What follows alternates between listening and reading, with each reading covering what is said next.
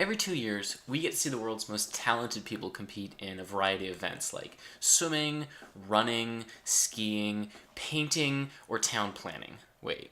Believe it or not, it wasn't long ago that the Olympics actually held events for artists. These events were loosely divided into 5 main categories, which included architecture, literature, music, painting, and sculpture. The modern Olympic Games were brought about mostly by one guy named Pierre de Coubertin. He established the International Olympic Committee in 1894, whose goal was to see men compete in sport as opposed to war. And the committee moved really quickly. It established the first Olympic Games in Athens, Greece just 2 years later in 1896. Pierre de Coubertin was also someone who believed that a truly great man had not only a great body in athletics, but also a great mind. However, he was a little scared to kill off these fledgling Olympic Games with artistic events that wouldn't be that popular. And so the 1896, 1900, 1904, and 1908 Olympic Games didn't feature any art events. But by 1912, he fought really hard to make these art events that he dreamed of a part of the Olympic Games. And so, despite some protests from the hosting country of Sweden, the 1912 Stockholm Olympic Games featured the first artistic events. All of the artists had to submit work that was inspired by sport, which was probably an olive branch to the Swedes who didn't want to host these events.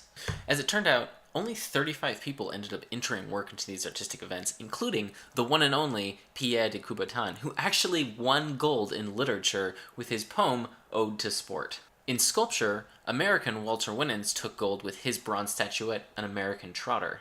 Walter Winans was only one of 2 people who ever lived up to Pierre de Coubertin's definition of a truly great man, because he won medals in the 1908 Olympics under the running deer shooting events, as well as 1912 artistic events.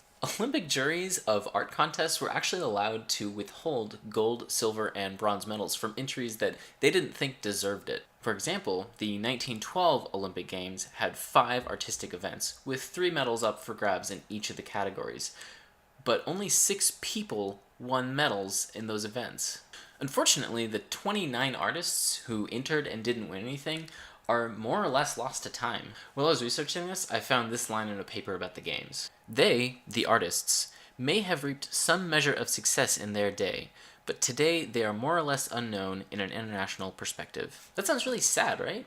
But it's important to keep some perspective on this. The Olympics of this era were only open to amateurs, which means that anyone who actually got paid to paint or design buildings were not allowed to compete in the games. Unfortunately, this stringent rule against professionals is what led to the downfall of art in the Olympic Games. As the events got more and more popular, the Olympic Committee had a really tough time filtering out the professionals from the amateurs. By 1948, almost all of the entrants were considered professional artists. So after that, the Olympic Committee abolished art events and instead replaced them with art exhibits. Since 1956, actually, every Olympic game has had some sort of cultural program, which, as the Olympic Committee puts it, is designed to promote harmonious relations, mutual understanding, and friendship among the participants and others attending the Olympic Games. The most tragic part of the loss of art events from the Olympic Games is that all of the 151 medals that were given out to the winners of these events no longer count in the eyes of the Olympic Committee.